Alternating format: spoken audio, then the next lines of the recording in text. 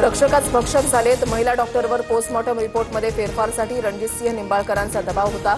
फलटण महिला डॉक्टर आत्महत्या प्रकरणी वर्षा गायकवाडांचा आरोप. 1 नोव्हेंबरच्या सत्याच्या मोर्चासाठी मनसेची जय्यत तयारी. ठाकरेंच्या सेनेनंतर आज मनसेकडूनही प्रेझेंटेशन होणार. राज ठाकरे लावरे तो व्हिडिओ दाखवत पोलखोल करणार.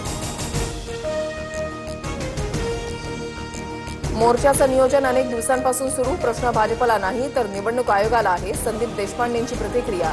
तर ठाकरेंचा मोर्चा केवळ फॅशन शो. नवनाथ बन यांची टीका. राज ठाकरेंच्या आदेशानंतर मनसेकडून राज्यभर मतदार यादी तपासणी मोहीम. मतदार यादीमध्ये एकाच व्यक्तीची 2दा नावं, मात्र दोन्ही नोंदींमध्ये फोटो वेगळे. मंत्री माणिकराव कोकाटेंच्या बदनामी प्रकरणी पोलिसांचा कोर्टामध्ये अहवाल सादर. रम्मी प्रकरणी रोहित पवारांनी माफी मागितली नाही. कोकाटेंकडून कोर्टात अब्रू नुकसानीचा दावा दाखल.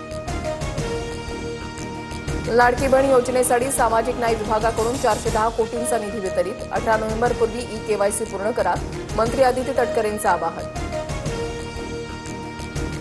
पीक पाहणी नोंदणीला 30 नोव्हेंबरपर्यंत मुदतवाढ. राज्यामधील शेतकऱ्यांना मोठा दिलासा. महसूल मंत्री चंद्रशेखर बावनकुळे यांचा निर्णय.